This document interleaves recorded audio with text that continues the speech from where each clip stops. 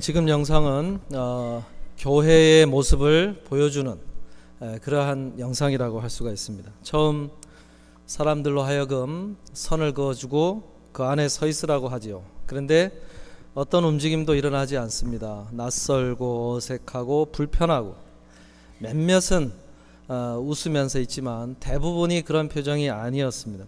그럴 때 한 사람이 나와서 이제 질문을 할 텐데 그 질문에 정직하게 반응해 달라고 이제 요청을 하고 여러 가지 굉장히 퍼스널적인 개인적일 수 있는 그런 질문들을 하죠. 거기에 대해 답을 하는 사람들이 해당된다고 생각하는 사람들이 반응을 보여서 나와서 함께 사진을 찍고 점점 그것이 이루어지면서 어떻게 됩니까? 서로를 향한 알의 어떤 마음이 오픈이 되고 서로를 바라보는 눈빛이 뭔가 이제 신뢰하는 눈빛으로 바뀌어지면서 그 안에 박스로 그어놓고 모아놨을 때 일어나지 않았던 그런 움직임이 그냥 자연스럽게 일어나는 것을 보여줍니다. 그래서 모든 질문에 다 답을 하고 나서 사람들이 다시 모였을 때는 처음의 모습과는 전혀 다른 그런 모습이 나오는 것을 보여줍니다. 교회 멤버들이 어떻게 그렇게 어색한 관계에서 서로를 향한 그런 부드러운 마음으로 서로를 바라보게 될 수 있을까? 그것은 서로를 알아갈 때 가능하다는 거죠. 저분에게도 저런 모습이 있었구나. 저분에게도 나와 같은 그런 것이 있었구나. 저분은 내가 몰랐던 부분이 그런 아픔이 있었구나 하는 것을 알게 되면서 서로를 향해 다른 것은 다른 것대로, 같은 것은 같은 것대로 알아가게 되면서 그 안에 다른 모습들이 생겨난다는 것입니다. 그동안 중단되었던 교회 안의 소그룹 사역을 이제 시작을 하려고 합니다. 그러면서 그 소그룹 안에서 있어야 될 것이 무엇이냐? 대그룹으로 있을 때 알 수 없었던 서로를 향한 알미 그 안에서 생겨나야 된다는 거죠. 그런데 이런 것이 어떻게 이루어질 수 있을까? 16세기 종교개혁자 존 칼빈은 기독교 강요라는 책을 쓰면서 한 가지 아주 중요한 메시지를 거기다가 담아놓게 됩니다. 하나님에 관한 지식과 우리 자신에 대한 지식은 서로 별개의 것이 아니라 연결되어 있다. 인간이 먼저 하나님의 얼굴을 바라보고 그리고 나서 자신을 깨닫게 되어서 자신에 대해서 그것을 알고 있는 그 참된 지식을 가지고서야만 나 자신뿐만 아니라 다른 사람과의 관계도 온전히 맺어갈 수 있다고 이야기를 합니다. 여러분, 내가 다른 사람에게 나를 오픈하고 또 그 사람이 또 나를 향해서 자신에 대한 이야기를 들려줄 수 있는 것은 무엇과 연결되어 있냐면 하나님 앞에서 자신을 한번 오픈해 본 사람이 그런 것을 할 수 있다는 거예요. 하나님과의 관계 속에서 자신을 오픈하지 못한 사람은 다른 사람과의 관계에서도 마찬가지라는 거죠. 그래서 소그룹 모임에서는 각 개인이 하나님 앞에서 먼저 오픈하고 그 시선과 그 의식을 가지고 서로를 대하여 서도록 하기 위해서 무엇을 갖게 하냐면은 예배자의 요소, 그 예배의 요소를 반드시 갖도록 가이드를 합니다. 왜 그럴까요? 하나님 앞에 서는 의식 없이 그저 섰을 때 다른 사람과의 관계를 맺을 때 그것은 이미 다른 일반 회사나 어떤 단체에서 갖는 친목 도모의 모임 그 이상 이하도 아닌 거예요. 왜냐하면 똑같기 때문에 그렇습니다. 그렇기 때문에 예배자의 자세를 가지고 서로를 만나라 라고 가이드를 하는 거예요. 그래서 소그룹 모임에서 그 예배를 어떤 예배의 시간들을 갖도록 가이드를 할 때 보면은 각자가 생각하는 예배 문화가 다 다르게 되는 것을 볼 수가 있어요.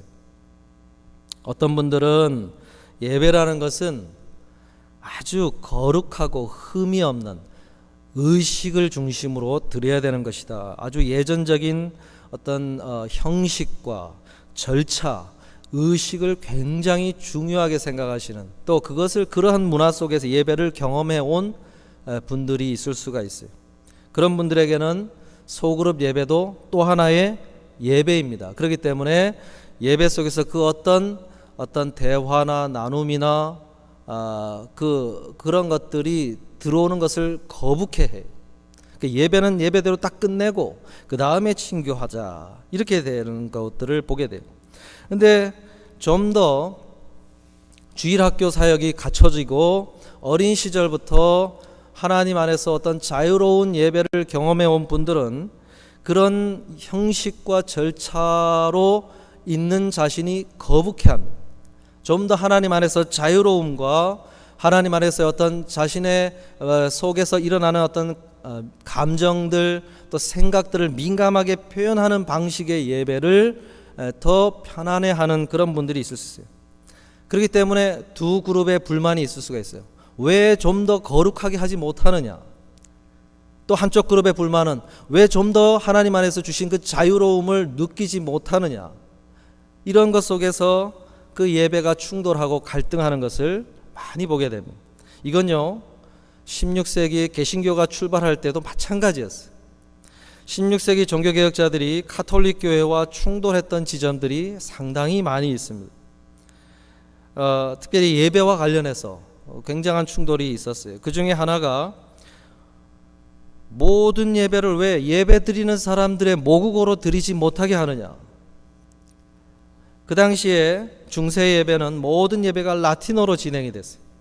예배 언어도 예배에서 진행되는 모든 용어와 예배를 앞에서 주관하는 사람이 쓰는 언어가, 그리고 성경조차도 5세기 초에 헬라어 성경과 구약의 어떤 70인역 그리고 히브리어 성경을 가지고 번역 작업을 했던 그 불가타 성경만을 사용하도록 했어요. 그러니까 점점 어떻게 됐냐면은 사람들이 와서 하는 말씀에 관심을 갖기가 상당히 어려워요. 모르는 언어로 처음부터 끝까지 진행이 됩니다. 말씀도 읽은 말씀이 무슨 내용인지 알 수가 없습니다. 그래서 사제가 나와서 자신들의 말로 좀 번역해주고 해설해주면 그것만 아는 거예요. 그러다 보니까 말씀에 대한 관심은 잃고 눈앞에 보이는 것, 예전과 어떤 성찬식, 이러한 의식 속에서 신비한 하나님의 능력 체험하는 것에 온통 관심이 가 있는 그러한 상황이었어요. 그러다 보니까 좀 더 자극적인 보이는 것이 필요하지 않습니까? 그러다 보니까 이게 예수님의 유골이다, 이게 사도 요한의 뼈다, 이런 식의 유물을 가지고 와가지고 여기저기 교회에서 이게 진짜다 저게 진짜다 하면서 중세교회가 아주 혼탁해지는 그러한 상황들을 마주했었습니다. 그래서 종교개혁자들이 했던 것이 그들이 알 수 있는 모국어로 성경도 번역을 하자. 그래서 마틴 루터가 독일어 성경을 번역을 하기 시작한 거예요. 그래서 모든 예배가 그들이 분명하게 알 수 있는 언어로 예배를 드리도록 진행을 한 것입니다. 그런데 여기서 더 자유로움을 추구한 그룹이 또 있었어요. 우리가 아미시, 메노나이시라고 부르는 동부에 가면 참 많습니다. 그러한 그룹은 지금 우리가 볼 때는 굉장히 보수적인 집단 같지만은 그 당시에는 굉장히 자유로운 그룹에 해당되는 사람들이었어요. 특별히 독일의 할레 대학 교수였던 루터 운동에 동참했었던 토마스 민처라고 하는 그분이 그런 운동을 주도를 했는데, 그분은 모든 예배 의식을 거부하고 우리 안에 계신 성령이 주시는 내적인 조명하심, 또 이끌어 가시는 그것에 민감한 예배가 하나님이 기뻐하시는 예배다, 그런 자유로움을 추구를 했어요. 그래서 모든 예배의 의식들을 거부하고 언제 어디서나 자유롭게 모여서 성경을 묵상하고 그 속에 설교자나 어떤 예배 인도자를 두지 않고 그날 성령이 주시는 그것에 따라서 나누어 줄 말씀을 들은 사람은 일어나서 설교를 하면 된다. 이러한 자유로움을 추구했던 그룹이 있었어요. 여러분, 오늘 이민자로 살아가는 우리들은요, 그런 면에서 굉장히 다양한 교회의 경험을 가졌다고 할 수 있어요. 기본적으로 2개, 3개, 4개 교회를 거치면서 침례교, 순복음, 감리교, 장로교 여러 가지 교단에 속해 있는 교회들을 거쳐온 경험을 기본적으로 미국의 특히 이민자들은 다 가지고 있다는 거예요. 제미 한인 기독교 선교재단이라고 하는 데서요, 매년 미국에 있는 한인 교회들을 조사를 해서 이렇게 주소며 교단이며 이런 것들을 발표를 해옵니다. 2022년도에 발표한 자료에 의하면 미국의 한인 교회가 2,798개가 있어요. 교단 수로는 44개의 교단에 속해 있는 교회가 있습니다. 그 중에 미국 남침례교에 속한 침례교회가 15%에 해당되는 가장 많은 숫자를 가지고 있고, 다른 교단들이 10%에서 6%로 거의 비슷한 숫자를 유지하고 있어요. 저희 교회가 속한 KPCA는 전체 6%에 해당되는 166개의 교회가 소속이 되어 있습니다. 보통 이민 1세들이 교회를 옮기게 되는 이유는 교회의 갈등과 분열 때문이에요. 원래 1세들은 교회를 옮겨 다니시는 그런 분들이 아닙니다. 기본적으로 한 교회를 섬기는 성향이 강한데 어쩔 수 없이 갈등과 분열 때문에 교회를 옮기게 되는 걸음을 걷게 돼요. 근데 반대로 2세들은 그렇지 않습니다. 자신의 선택에 의해서 교회를 옮겨 다닙니다. 2세 출신으로 캘리포니아에서 목회를 하고 있는 스티브 장 목사님에 의하면 한인 2세들은 한인교회에서 부모를 따라 신앙생활을 하다가 대학을 진학을 하게 되면은 대학 근처에 있는 교회로 가든지 아니면 다민족 교회로 보통 교회를 옮기게 된다고 합니다. 그리고 대학을 졸업하고 직장을 잡아가게 되면 결혼을 하기 전일 경우에는 청년으로서 싱글로서 좀 더 자유롭고 또 미국 문화에 어느 정도 이렇게 미국 문화를 반영하는 그런 교회를 찾아서 교회를 옮기게 된다고요. 그런데 이제 결혼을 하고 자녀들을 갖게 되면 또 한 번 교회를 옮기는데 자녀의 교육에 도움이 되는 교회, 그리고 가족으로 다닐 수 있는 교회를 찾아서 옮기게 된다고요. 그래서 기본적으로 2세들도 3개에서 4개 교회 이상을 거쳐간다는 거예요. 근데 그러다 보니까 여러 가지 교회의 교단 상관없이 여러 가지 교회를 경험을 한다는 거죠. 여러분, 이러한 현실이 오늘 우리가 마주하고 있는 현실이라고 한다면은 이런 다양한 예배의 경험을 가진 자들이 함께 모여서 예배를 드리게 되었을 때 성령께서는 참 고민이 많으시리라고 생각이 됩니다. 합력하여 선을 이루어야 되는 예배를 드려야 될 텐데 어떻게 주님께서 성령께서 그러한 상황에서 예배를 드리도록 하실까? 아마 성령께서는 그런 다양함을 성령의 다양한 은사들을 담아내는 그런 장점으로 활용하시기를 원하실 거예요. 그런데 그것이 장점이 되기 위해서는 그 다양함이 분열과 갈등으로 나가는 단점이 아니라 그 다양함이 어떤 다양한 성령의 모습을 나타내고 사역을 펼쳐가는 장점이 되기 위해서는 하나님 안에서 서로를 향한 어떤 신뢰의 관계가 맺어질 때, 영상에서 보았듯이 서로가 다른 것이 서로의 어떤 풍성한 교제로 나아가는 걸음이 되기 위해서는 서로를 알아가는 그러한 알미 반드시 있어야만 된다는 거예요. 오늘 본문 말씀이 뭐라고 이야기합니까? 자녀들아, 우리가 말과 혀로만 사랑하지 말고 행함과 진실함으로 하자. 여러분, 어떻게 서로를 알아가는 그런 알미, 진실된 알아감이 이루어질 수 있을까? 그것은 여기서 말과 혀로 하는 사랑뿐만 아니라 그것이 행동과 진실된 모습으로도 나오는, 말과 행함이 일치된 모습으로 서로가 비춰질 때, 설 때에 서로를 향한 신뢰가 쌓이고 그러한 알매 걸음을 걷게 된다는 거예요. 여러분, 두 가지 다 강조한 말씀인데 행함과 진실함이 있기 이전에 뭐가 먼저 있어야 됩니까? 말과 혀로 사랑하는 그 모습이 있어야 되죠. 우리가 소그룹으로 모여서 먼저 뭘로 합니까? 말과 혀로 서로 이야기로 서로 관계 맺기를 시도하지 않습니까? 근데 그 속에서도 말과 혀로도 진실된 나눔이 이루어져야 된다는 거예요. 근데 보통 소그룹에서 이러한 나눔을 방해하는 요소로 세 가지를 이야기합니다. 첫째가 피상적인 나눔을 한다. 피상적인 나눔. 진정한 나눔의 반대가 피상적인 나눔이라고 할 수 있어요. 피상적이라는 건요, 깊은 곳으로 들어가지 못하고 겉에 머물러 있는 것을 피상적이라 이렇게 말하는 거예요. 수박 겉에만 머물고 있고 그 안쪽에 있는 수박의 맛을 보지 못하고 있는 상태, 이게 피상적인 나눔이에요. 그건 아무리 나눠도요, 수박의 맛을 본 게 아닙니다. 그냥 겉에 줄무늬가 어떻게 생겼고 색깔이 어떻고 만져보니 딱딱하고 거의 그거에만 머물러 있다는 거예요. 왜 그럴까요? 소그룹원들이 자신의 속을 오픈하지 않는 거죠. 왜, 무엇 때문에 그런 피상적인 나눔만 하게 될까? 뭐가 있을까요? 이유가 여러 가지가 있겠죠.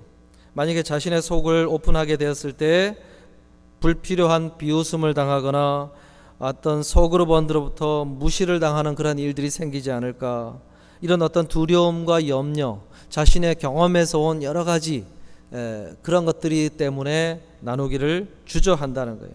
근데 그 말은 즉슨 상대방을 신뢰하지 못한다는 거예요.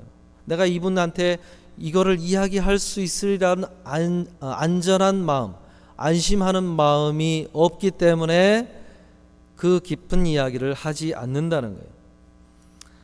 여러분, 근데 많은 이들이 진단할 때 21세기 현대인, 오늘 우리들의 모습을 어떻게 진단하냐면은, 우리는 그런 관계 맺기에 익숙한 사람들이다, 이렇게 얘기를 해요. SNS, 이메일, 휴대폰의 문자 메시지로 관계 맺기에 너무 익숙한 문화 속에서 우리는 살아가기 때문에 깊이 있는 관계 맺기를 거부한다는 거예요. 깊이 있는 관계를 맺어가기를 불편해한다는 거예요. 그저 넓고 얇게 두루두루 그 정도의 선에서 관계 맺는 것을 원한다는 거죠. 그런데 성경은요, 그런 모습에 머물러서는 안 된다, 그리스도인은 그런 문화를 좋아해서는 안 된다 이야기를 해요. 예레미야 6장 14절에 보면 그들이 내 백성의 상처를 가볍게 여기면서 말하기를 평강하다 평강하다 하나 평강이 없도다, 이 말씀을 합니다.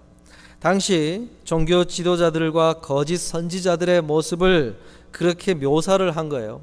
남유다 백성들이 지금 나라가 지금 휘청거리고 경제가 어렵고 정치적으로 불안해가지고 순간순간 고민하고 힘들어하고 있는데, 이들에게 백성들은 힘들다고 이야기를 토로를 하는데, 이들을 향해서 종교 지도자들과 거짓 선지자들이 너희들은 평안하다, 이제 곧 평안이 임할 것이고 너희들은 지금도 평안하다 이야기를 계속 한다는 거예요. 그런데 뭐라고 그럽니까? 평강이 없도다. 이게 피상적인 관계에 머물고 있는 하나님의 사람들을 표현하고 있는 말씀이라고 할 수 있어요. 겉으로는 나 괜찮아, 나 좋거든, 잘 살아가고 있어, 우리가 잘 되고 있어. 근데 속으로는 아픈 게 있어요. 그러면서 괜찮을 거야, 또 옆에서 있는 사람들도 괜찮아, 잘 하고 있는 거야, 이렇게 해주고 있는데 하나님이 보실 때는 뭐라요? 그 안에 골마가고 있고 신음하고 있고 아파하고 있고 평강이 없고 그런 모습으로 하고 있다는 거예요. 이건요, 진정한 평안이 아니고 진정한 위로가 아니고 진정한 하나님의 백성들이 관계 맺는 바른 모습이 아니라는 거죠. 이건 하나님과의 관계에서도 마찬가지예요. 시편 33편 4절에 보면요, 여호와의 말씀은 정직하며 그가 행하시는 일은 다 진실하도다. 우리가 하나님과의 관계를 발전시켜 가게 되면 기본적으로 이러한 진실되고 정직한 하나님 앞에서 내가 진실된 모습으로 설 것을 요구받습니다. 하나님과의 관계 맺을 때 내가 피상적인 관계에 머물려고 할 때 하나님과의 관계에서 더 이상 발전이 없게 돼요. 그렇기 때문에 하나님과의 관계가 발전되기 위해서도 우리는 사람들과의 관계 속에서도 여전히 그 피상적인 관계에 머무는 그 걸음을 계속 걸어서는 안 된다는 거예요. 하나님과의 관계, 그리스도인들과의 관계가 다 연결되어 있는 문제이기 때문에 그렇다는 거예요. 19세기의 덴마크 철학자인 소렌 에비 키에르케고르라고 하는 철학자가 있어요. 실존주의 철학의 선구자요, 아버지라고 불려지는 사람입니다. 여러분, 이 아버지로부터 신앙의 걸음을 걷게 된 모태신앙이라고 우리가 부르는 그러한 사람이에요. 그런데 루터교의 열심인 아버지로부터 엄격한 신앙생활을 할 것을 요구를 받았습니다. 그런 그가 신앙을 하나님을 배워가고 신앙을 키워갈 때 이제 나중에 어떤 그리스도인들의 모습을 보면서 실망을 하게 되냐면, 그 당시에 덴마크를 비롯한 유럽의 그리스도인들이 아주 지식 중심의 신앙생활, 그리고 형식적인 신앙생활, 삶이 결여되어 있는, 실천이 결여되어 있는 그런 지식 중심의 신앙생활을 하는 그리스도인들을 바라보면서 아주 회의감을 느끼게 돼요. 그리고 자신이 사랑하고 결혼을 약속했던 여인 레기네 올센이라고 하는 여인과 파혼을 하게 됩니다. 그 파혼을 한 이유도 자신의 신앙의 문제였어요. 그런 가운데서 그가 그런 회의감에서 극복하기 위해서 자기가 스스로 확신한 진리가 있으니 이게 뭐냐, 그리스도 앞에 단독자로 서야 된다라는 거였어요. 이것은 신학적으로도 중요한 말이고, 그리고 철학사에서도 굉장히 중요한 발견이었어요. 그리스도 앞에 단독자로 서야 된다. 무리를 떠나 가장 진실된 자기의 모습을 가지고 하나님 앞에 서는 경험이 반드시 필요하다. 그럴 때만 진짜 그리스도인이 된다라고 이야기를 한 거예요. 마치 창세기 3장에서 아담과 하와가 부끄러운 모습을 들고 숲속에 숲풀로 숨어버리지 않습니까? 그 숨어버린 상태에서 하나님 앞에 나오지 않고 있을 때는 그 어떤 회복과 치유와 어떤 그 다음에 넥스트 스텝이 진행이 될 수가 없었어요. 그러나 아담아 내가 어디 있느냐, 이 하나님의 음성 앞에 그들이 부끄러운 모습 그대로를 가지고 하나님 앞에 섰습니다. 그런 경험, 이것을 이야기하는 거예요. 단독자로 홀로 진실된 자기의 모습을 가지고 하나님 앞에 서는 자각 없이는 참된 그리스도인으로서 살아갈 수가 없다라고 이야기를 한 거예요. 여러분, 우리가 소그룹으로 모였을 때 흘러가는 분위기는 피상적인 관계에 머무르려고 하는 움직임이 그 분위기를 압도하고 있을 거예요. 대부분 그래요. 그럴 때에 어떤 자가 필요하냐면 하나님 앞에 단독자로 선 경험을 가진 이들이 앞장서서 자신을 오픈하는 그 걸음을 걷는 자들이 있을 때 그들을 지켜보던 이들이 조금씩 그러한 걸음을 걸어간다는 거예요. 그럴 때 자신이 어느 순간 자신의 이야기를 꺼내놓고 있는 그분의 이야기를 들으면서 맞아 나도 그런 게 있었는데 하면서 조금씩 자기의 마음의 문을 조금씩 하나씩 열어가는 경험을 걷는다는 거예요. 그렇기 때문에 어느 그룹에서든지 이런 하나님 앞에 홀로 단독자로 서는 경험을 가지고 그런 피상적인 관계에 머무르려고 하는 사람들의 분위기가 흐르고 있는 그 상태에서 자신이 그 문을 오픈하는 사람들이 있어야 된다는 거예요. 여러분, 이러한 자들로 서실 수 있기를 주님의 이름으로 축복합니다. 둘째로, 소그룹에서 진실된 나눔을 방해하는 요인이 있다고 한다면 무엇이 있을 수 있냐면 다른 사람의 이야기만 하는 경우에 그런 것이 있을 수가 있어요. 진정한 나눔을 방해하는 두 번째 요소는 자신의 이야기는 안 하고 다른 사람의 이야기만 하는 거예요. 여러분, 자신의 이야기를 하지 않고 다른 사람의 이야기를 하면요, 2시간, 3시간, 4시간, 수년이 흘러도요, 서로를 알아간다는 차원에서는 그 어떤 발전도 없습니다. 내가 이 사람을 그렇게 알아왔는데 도대체 그분이 어떤 분인가 생각해 보면 잘 모른다는 거예요. 그가 어떤 분인지, 그가 어떤 신앙의 경험을 했는지, 그리고 그가 무엇을 좋아하는지, 하나님 앞에서 어떤 것을 또한 고민을 해왔었는지, 그런 걸 전혀 모른다는 거예요. 그래서 어떤 그룹에서는요, 우리가 모였을 때 할 때는 자기의 이야기만 하자, 이걸 원칙으로 아예 소그룹 모임에 세우고, 때때로 삼천포로 빠지려고 할 때에도 자꾸 그런 삼천포의 걸음을 제거하고 자신의 이야기만 하려고 걸어가는 그룹이 있는 것을 보게 됩니다. 그럼 예수님께서 간음하다가 사람들에 의해서 잡혀온 여인을 향해서 또 그를 붙잡아 와서 돌을 들고 주님이시라면 이 여인을 어떻게 하시려나이까 질문하고 있는 그 사람들 향해서 이런 말씀을 하셨어요. 요한복음 8장 7절에 보면 이에 일어나 이르시되 너희 중에 죄 없는 자가 먼저 돌로 치라. 여러분, 이 말씀은요, 그 당시에 온통 그 사람들의 관심이 그 간음하다 붙잡힌 여인을 향해서 온통 그들의 시선이 다 집중하고 있는 그 상황에서 주님이 이 말씀을 하실 때 그들의 이 시선이 그 여인이 아니라 자신들을 향하여 시선을 돌리도록 그 분위기를 완전히 뒤집어 버리는 그러한 말씀이셨어요. 그 여인을 향해 지켜보던 이들이 죄 없는 자가 먼저 돌로 치라, 자신들의 모습을 들여다보면서 돌을 내려놓고 조용히 한 사람도 남지 않고 다 사라졌더라 그래요. 여러분, 마찬가지의 소그룹으로 모였을 때 온통 우리의 관심이 다른 사람들의 이야기에 온통 쏠려 있을 때 나의 이야기, 너의 이야기, 우리의 이야기로 그 흐름을 바꿔서 그 이야기를 대화를 나눌 때 그 관계가 발전이 있게 된다는 거예요. 소그룹 주님의 그리스도인들이 모이는 모임에서는 반드시 이러한 관계적인 언어, 관계적인 발전이 일어나야 된다는 거예요. 왜 그럴까요? 히브리서 13장 1, 2절에 보니까 형제 사랑하기를 계속하고 손님 대접하기를 잊지 말라. 이로써 부지 중에 천사들을 대접한 이들이 있었느니라. 형제 사랑하기를 하는 가운데 천사들이 그 안에 있을 수가 있다, 이렇게 이야기를 하신 거예요. 무슨 이야기입니까? 우리가 형제로서 만남 속에는 이런 의미가 들어있다는 거죠.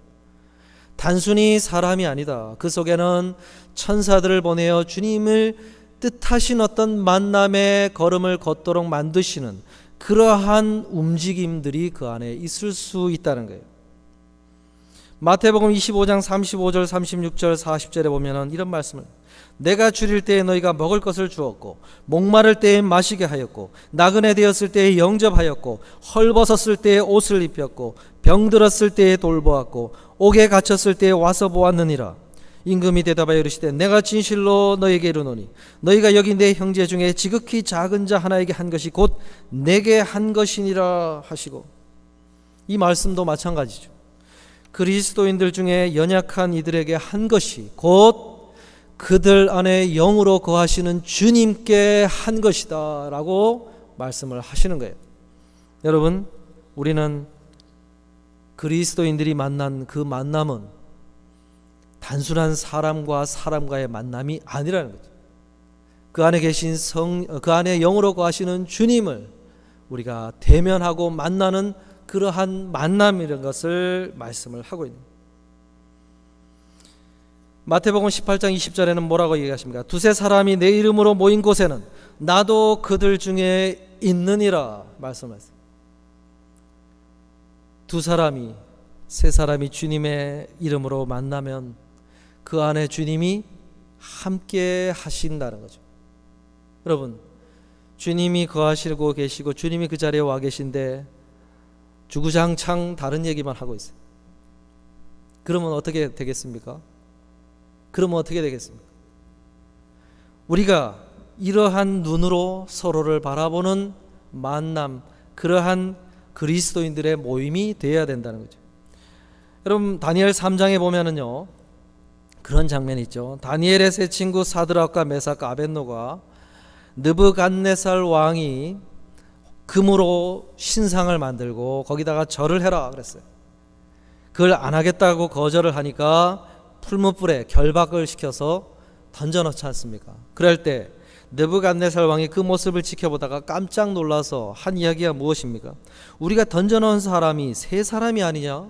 그런데 지켜보고 있는데 거기에 지금 우리가 분명히 끈으로 묶어서 세 사람을 던져놨는데 그들이 자유롭게 움직여 다니고 있고 네 사람이 불 가운데 다니고 있지 않느냐, 이렇게 깜짝 놀란 거예요. 그래서 그들을 다시 끄집어내가지고 다시 물어봤더니 뭐라고 얘기합니까? 새 친구가 하나님께서 천사를 보내주신 것이다, 이렇게 이야기를 하죠. 여러분, 우리가 모였을 때 우리는 보지 못할 수가 있어요. 그러나 그 속에 천사 내지는 그리스도의 영이 그 안에 함께 하시는 만남이라는 거예요. 그런 자리에 그런 의식을 하지 못하고 주님 앞에서 그러한 사람들과의 만남이라는 사실을 인지하지 못하고 우장창 인간적인 만남으로 해가고 있는 것은, 그것은 주님이 기뻐하시는 모임이 아니라는 것입니다. 여러분, 진정한 나눔을 방해하는 세 번째는 무엇인가? 그것은 적절하지 않은 피드백이라고 할 수 있어요. 누군가가 마음에 감동을 주셔가지고 솔직하게 자기 얘기를 했는데 그거를 진지하게 받아주질 않아요. 그러면 어떻게 되겠습니까? 더 뭐 별 대수롭지도 않은 문제로 그냥 듣고 있는 거예요. 그러면서 다른 이야기를 하느라고 온통 시간을 보내고 있는 거예요. 자기는 큰 용기를 내서 그렇게 이야기를 했는데 그것에 대한 공감도 안 하고 제대로 들어주지도 않고 있는 그 모습을 보면서 마음의 문이 두 겹, 세 겹으로 더 닫혀버리더라. 이게 적절하지 않은, 성숙하지 않은, 미성숙한 소그룹 모임에서 사람들이 보인 반응 때문에 그러한 모습이 이루어질 수가 있다는 거예요. 그래서 그의 합당한 태도로 그를 지켜봐주고 바라봐주고 그에게 귀를 기울여주는 그러한 모습에 앞장서서 나가는 사람들이 있어야 된다는 거예요. 성경은요, 단순히 나눔에 그치라고 하지 않습니다. 더 나아가서 서로 기도해주는 기도의 동역자들이 되라, 이런 말씀을 해요. 에베소서 6장 18절에 보면 모든 기도와 간구를 하되 항상 성령 안에서 기도하고 이를 위하여 깨어 구하기를 항상 힘쓰며 여러 성도들 위하여 구하라. 그래요. 항상 서로를 향하여 기도해주는, 단순히 듣고 공감해주는 것에 머무는 것이 아니라 그를 위하여 항상 시간을 들여서 기억해주고 염려해주고 그를 위하여 하나님 앞에 기도해주는 서로의 관계가 되어야 된다라고 이야기를 해요. 여러분, 소그룹으로 모였을 때 우리는 그를 위하여 기도해주기 위해서 나눔을 하는 겁니다. 기도해주기 위해서 나눔을 하는 거예요. 이 자세를 잃어버리면요, 왜 내가 이 말을 들어야 되는가를 의미를 못 찾을 수가 있어요. 무엇하라고요? 기도해주라고. 여러분, 성경의 원리는 내가 나의 기도를 하는 것이 아니라 나와 교제를 나누고 있는 그 사람이 나를 위해서 기도해주는 기도를 통해서 나의 기도가 하나님 앞에 보좌에 올라오도록 만들라는 거예요. 내가 나의 기도는 할 수 있잖아요. 그러나 하나님이 더 가치 있게 여기는 기도는 나의 기도를 다른 사람이 주님 앞에 기도하는 그 기도로 나의 기도 제목이 올라올 때 그것을 주님이 기뻐하시면서 응답하신다는 거예요. 여러분, 나의 기도를 다른 누군가의 입술을 통하여 올라오도록 기도가 드려지도록 만드시는 그러한 걸음을 걸으실 수 있기를 바랍니다. 그것이 오늘 해야 될 우리의 교제라는 거예요. 말씀을 마치려고 합니다. 많이 회자되는 연설문이 있어요. 미국의 26대 대통령 티오도르 루즈벨트라고 하는 주니어라고 하는 1910년도 4월 23일 프랑스 파리의 소르본 대학교에서요, 많이 회자되는 명연설을 합니다. 소르본 대학에서 했던 그 연설문의 타이틀이 공화국 시민이라는 연설을 하게 돼요. 이런 내용이에요. 비평하는 사람은 중요하지 않습니다. 강한 선수가 실수했다고 지적하거나 어떤 선수가 이러저러하게 하면 더 낫겠다고 훈수를 두는 사람은 중요하지 않습니다. 진짜 중요한 사람은 경기장에 서 있는 투사입니다. 그는 얼굴에 흙먼지와 땀과 피를 잔뜩 묻혀가며 용감하게 싸웁니다. 실책을 범하기도 하고 거듭 한계에 부딪히기도 합니다. 모름지기 노력을 하면 실수를 하고 한계를 드러내기 마련입니다. 하지만 경기장의 투사는 자신의 노력으로 경기를 치릅니다. 그는 위대한 열정이 무엇이고 위대한 헌신이 무엇인지 압니다. 그는 가치 있는 목표를 위해 온몸을 던집니다. 잘 될 경우 그는 큰 성취감을 맛봅니다. 최악의 경우라고 해도 그는 용기 있는 실패를 하는 것입니다. 용기 있는 실패를 두려워하지 말아야 된다라는 그러한 연설을 한 거예요. 그의 전기문을 썼던 에드먼드 모리스는 이것을 와일드 석세스다, 아주 투박하고 거칠은 성공이다 라고 이야기를 했어요. 여러분, 우리는요 사람들에게 완벽하고 세련된 모습만을 보여주려고 해요. 그래서 흐트러진 모습, 나의 있는 그대로의 모습을 보여주는 것은 굉장히 두려워하고 싫어합니다. 그래서 우리는 마음의 가면을 계속 쓰려고 하죠. 그런데 이 연설문에서는 그런 것을 두려워하지 말라, 그렇게 이야기를 하는 거예요.